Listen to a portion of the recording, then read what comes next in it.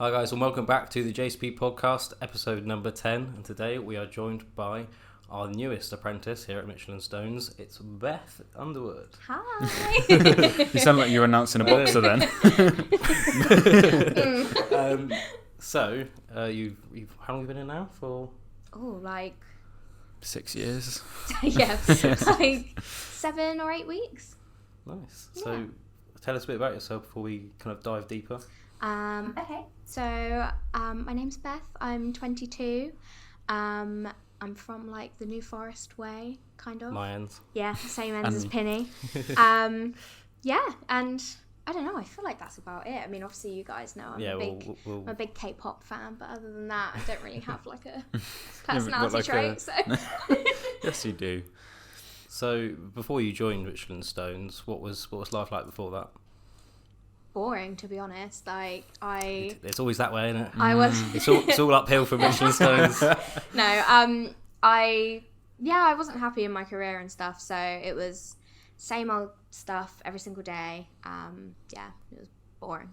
What did you do before? What was it? So I worked in customer support for fire and security, and then before that I worked in transport for like nearly 3 years. So why did you decide that you didn't really like that and you'd rather actually be in the marketing industry? I wanted to have like a creative job because I went straight into business admin when I was 18 as an apprentice, and unfortunately things fell through and I didn't actually get that qualification in the end. But it was just straight out of college. I had no idea what I wanted to do, but I knew I couldn't go to uni. So I just found the first apprenticeship that I could when instead of actually like doing research and stuff. So I was like, oh my God, I've just got to get out there and start working. Like I just felt this like panic that I'd left college and, you know, I didn't think that I had time to kind of sit and think about what I actually wanted to do. There is always that bit of pressure in there that you do think, oh my God, I've finished my education, I've got to work or I've got to go to uni. Yeah. Exactly. And I was like, because I'm not going to uni, I felt like a bit of a lie about or something if I didn't get straight into work. So I started a business admin apprenticeship for a transport company, and it was not that much fun. I just found like doing the exact same thing day in, day out was just not for me, and it was literally just like emails and filing and like it was like not a single creative part to it. So I got bored of it pretty quickly. So when you applied to Michelin Stones, what was your like initial thoughts about, you know, applying and then obviously the process of getting the job?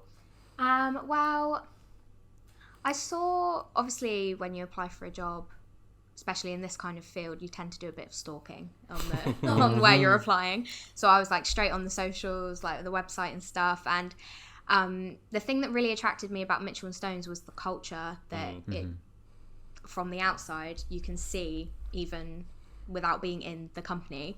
And I did have some other companies and stuff that I was trying to get a digital marketing apprenticeship for.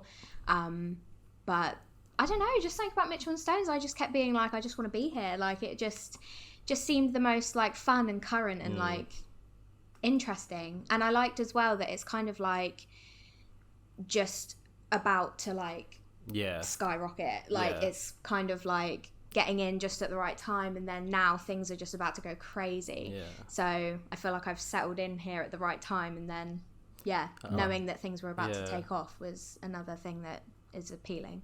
I remember when I first looked at this job and I'd applied for so many roles, and it was just like you look at some of them and you think, it's okay, I'll apply for it anyway, see if I get it. Whereas this job I was like, oh, that's actually a really good job. And it was kind of the one where I'm not sure whether I subconsciously put more effort into my job application, and then obviously that's the one that came off, or whether it was just lucky that the one I actually really liked came off. It's so funny. I remember I was literally sat in Costa with my mum, and I was saying to her like, oh my God, Mum, I really want this job at Michelin Stones. And she was like, well, don't like, you know, put all your eggs in one basket. Like, don't get too excited. You might not hear back from them and blah, blah, blah. And I was like, no, said to her, I feel it in my bones. Like, I know I'm supposed to be there. I was like, I've got to get to Michelin Stones. So when I finally did, because I actually applied like in February on the government website, but I'm not sure if it was like an old advertisement or something because I didn't hear anything, so I was like gutted. And then the apprenticeship company that I was applying for apprenticeships with literally were like to me, oh, by the way, like we've put you forward for this apprenticeship. We didn't ask you, but we thought you might like it. It's for a place called Mitchell and Stones. And I was like, because that was literally like 2 months later. So I was like, oh my God, finally, like I'm actually going to get a chance. And then the interviews and everything went well. So yeah. No, here you are. Yeah, here I am. The rest is history. So what kind of drew you to actually get an apprenticeship rather than maybe thinking about another type of job role? I think if you're going to have a career change, an apprenticeship is the best way to do it. Yeah. And I think, obviously I am 22, which some might think is like old for an apprentice, but I would say so. But you know what I mean? Yeah, like it's especially kind of like for a career change. I think that's really, there's such a wide scope for age, I think, for when you change career and then obviously when you enter. Yeah, definitely. But I just was like, for me, coming from like business admin background and stuff, and I did media at college, but because I didn't go to uni or anything, like for me there just seemed like there would be no other way unless I tried to go out on my own. But then in the same breath, like as much as I wanted to be here for digital marketing and stuff, I had no experience. I didn't know the first thing about, if I was to go out on my own and try and do something, I'd have no idea. So yeah, the apprenticeship was just, for me as a career changer, it's just the easiest way to do it. Yeah, definitely. So why didn't you go to uni? Was there a big reason? Yeah, Here goes. Okay, well, yeah. Strap in, everyone. Who had uni conversation on their bingo? JCP Podcast talking about uni again. No, basically, it was a little bit due to like family circumstances and stuff. It just wasn't right, but also I actually got a U in one of my A levels. In sociology I got a U. Basically I don't even really know what happened, but I think I did there's like modules and stuff. I think I mixed up the modules and I did so like what I wrote was correct, but it was for the wrong exam. Because I was writing pages and pages of stuff, and I was like, look at me go, like I'm flying through this. And I came out and I thought, you know what, I'd be really happy with like a C. And then on results day, I literally got a U, and I was like, oh my God, I was absolutely in shock because I've never failed an exam in my life except for my final A level for sociology. Yeah, it was rough. But so obviously I didn't have enough UCAS points anyway.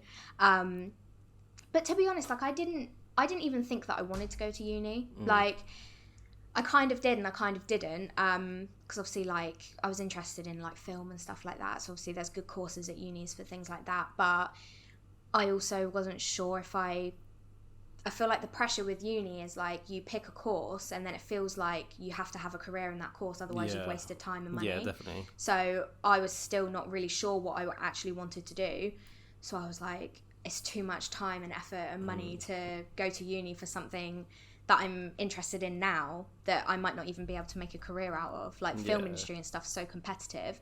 So yeah, it was kind of a mixture of things. It was a little bit circumstantial, but it was also like I hadn't fully decided if I was even going to go. So because I guess if you did go down the uni route and then you had this change of heart and thinking, oh, actually I want to work in marketing, you would have been like, why did I go to uni? Exactly. And like there's nothing wrong with dropping out of uni if that's like, if it gets to that point and you decide that you can't do it anymore or you don't want to do it anymore.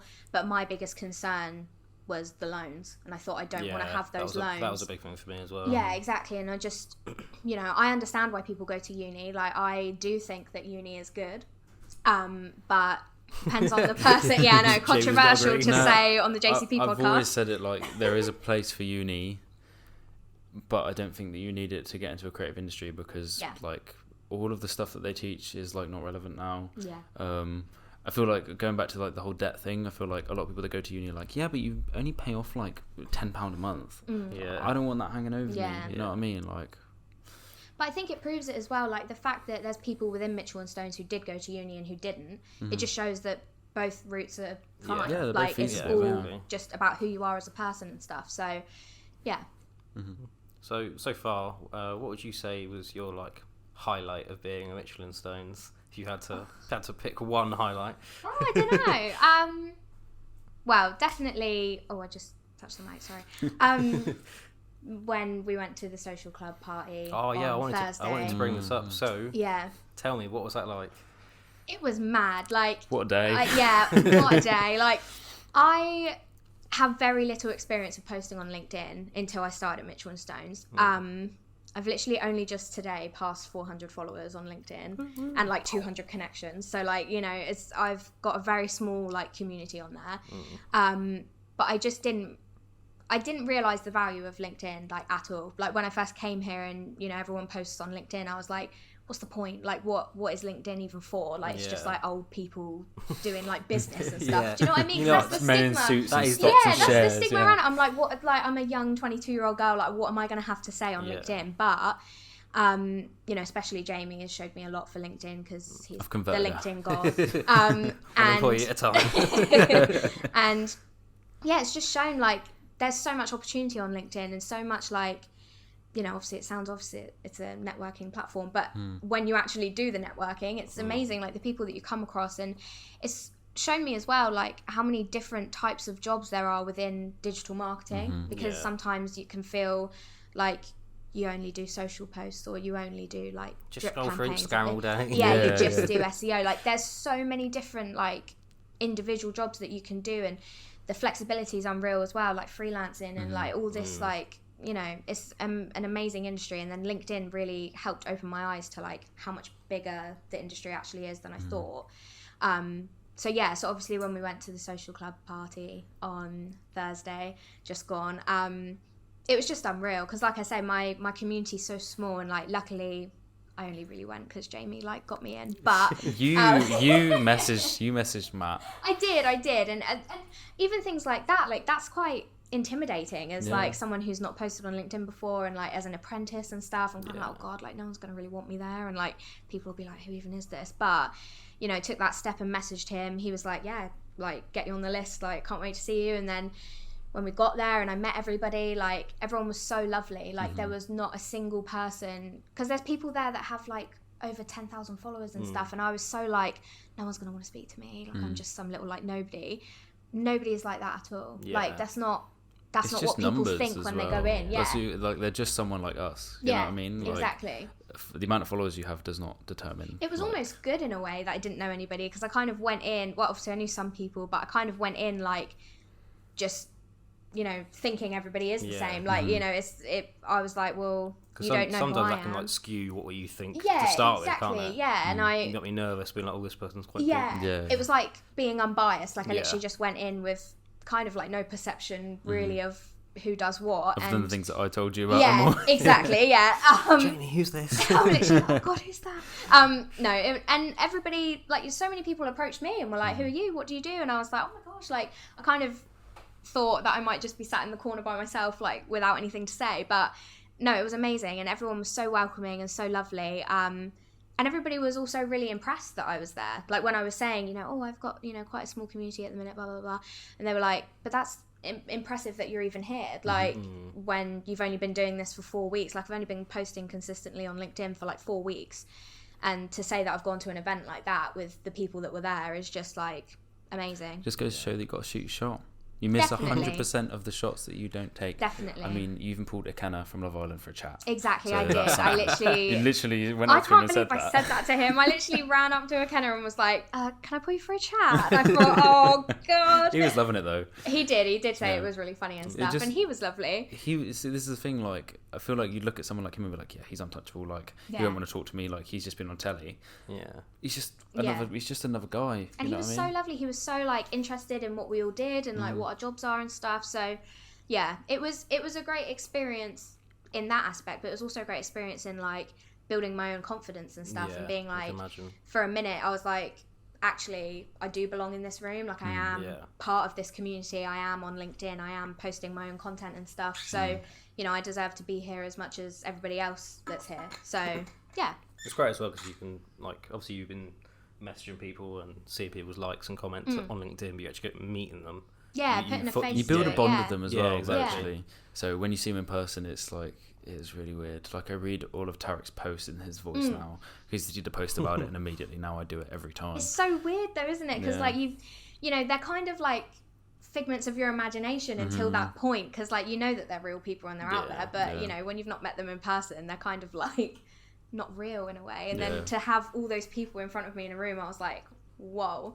But it was amazing. So that's definitely like one of the best things. Yes, one of the best things that's happened since joining Mitchell & Stones. Yeah, nice. So what do you think you kind of like, you've spoken about kind of the confidence thing, and what do you think you've learned kind of like technically in the industry so far? Like you think, you know what, compared to where I started to where I am now, what do you think something you like, you know what, I've really improved?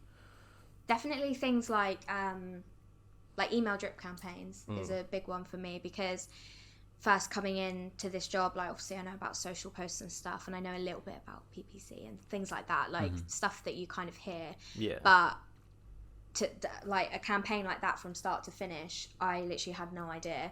But to say now that I've, you know, participated in like maybe 2 now, I think, from start to finish is like really impressive, because it's quite a big project, and you know, all the copy that goes into it and everything. It's a lot to learn and a lot of information, but yeah, that's probably like one of the most difficult things that I've learned how to do so far. Yeah, I guess that's why the apprenticeship is so great, because you've been given the time to learn that, and you haven't come in with the expectation that you know how to do that. But now you literally didn't take loads and loads and loads of coaching, but you know how to do it, and now you're just that, you know, level up from where you were when you started. But in the same breath, like the support is there when you need it. Like that's the best part, is that, you know, you're not expected to know those kinds of things. So, you know, you might be asked to do it, but it's not, no one's going to be like, oh God, she's stupid. If you like turn around and go, oh, actually, I don't know how to do that. Like, which is nice, but yeah. So kind of for the future, of course, you've got the apprenticeship.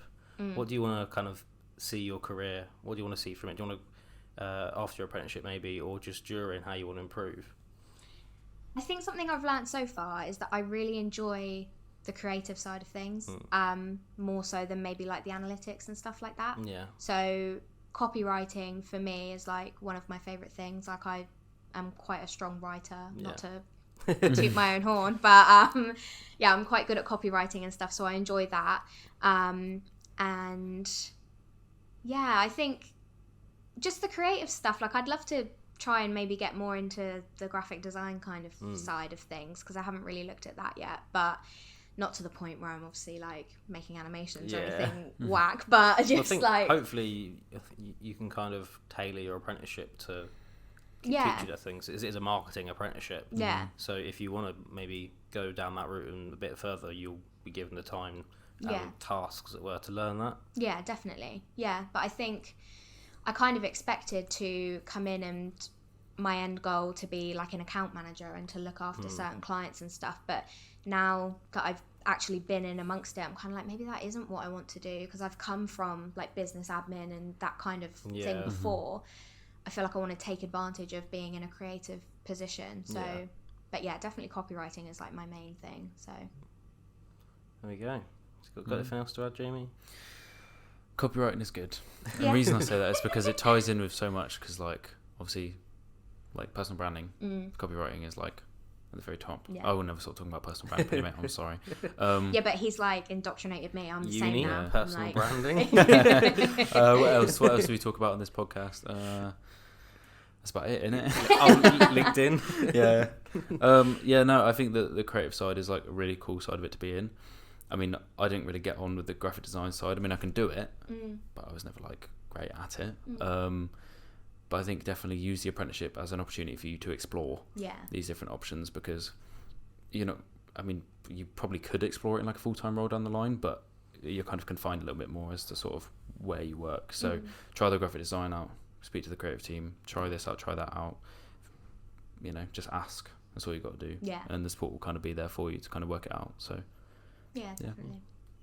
So I think that's it, isn't it? So is that it? Thank you. Gosh, I feel like it flew by. Time flies when you're having fun. Oh, sure does. So thank you all for watching. We'll leave all our socials, LinkedIn's, the important stuff. The LinkedIn in the description.